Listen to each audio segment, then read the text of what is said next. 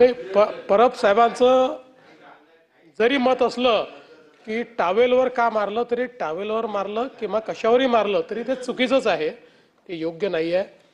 आणि यातनं यातनं यातनं सगळ्या आमदारांबद्दल लोकांमध्ये भावना चुकीची जाते. आपण कुठेतरी सत्तेचा गैरवापर करतो किंवा आपण सगळे आमदार म्हणून आपलं कंडक्ट योग्य नाही, अशा प्रकारचं लोकांमध्ये या संदर्भातली भावना जाते. आणि म्हणून निश्चितपणे मला असं वाटतं की अतिशय गंभीर बाब आहे. आपण आणि माननीय अध्यक्ष या दोघांनी याचा कॉग्निझन्स घ्यावा आणि या संदर्भात काय पुढील कारवाई करायची ते आपण करावी. 289 नियम 289 आज प्राप्त झालेल्या 2 सूचना आहेत. दोन्ही सूचना मी माझ्या दालनामध्ये अमान्य करीत आहे. त्यानंतरची घोषणा आज बुधवार दिनांक 9 जुलै 2025 रोजी मान्य केलेल्या महाराष्ट्र विधान परिषद नियम 93 सूचना सभागृहाच्या पटलावर ठेवल्याची मी घोषित करीत आहे. मंगळवार दिनांक 8 जुलै 2025 रोजी मान्य केलेल्या महाराष्ट्र विधान परिषद नियम 93 सूचना सभागृहाच्या पटलावर ठेवल्याची मी घोषित करीत आहे.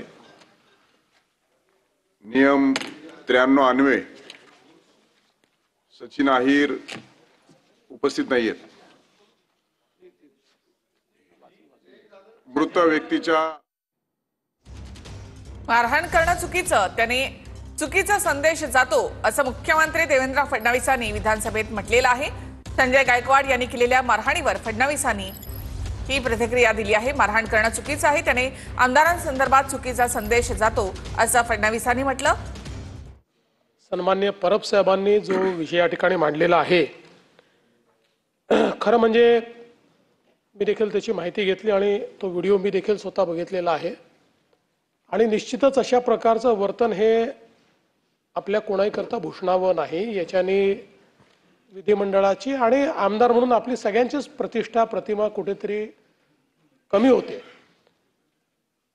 तिथनं माहिती अशी आली की काय आमदार निवासातल्या सोयी नीट नव्हत्या, भाजीला वास होता वगैरे, या सगळ्या गोष्टीची तक्रार करता येते. त्याच्यावर कारवाई केली पाहिजे. तो एक वेगळा मुद्दा आहे. त्याच्यावर मी आपल्याला विनंती करेन की आपण स्वतः लक्ष घालावं. आमदार निवासात जर काही अनियमितता असेल, तिथे काही घाण असेल, काही समजा चुकीच्या प्रकारच्या गोष्टी वापरल्या जात असतील तर स्वतंत्रपणे त्याची कारवाई झाली पाहिजे. पण अशा परिस्थितीमध्ये मारहाण करणं, लोकप्रतिनिधींनी मारहाण करणं आणि त्याच्या अशा प्रकारचे व्हिडिओ येणं, यातनं आपल्या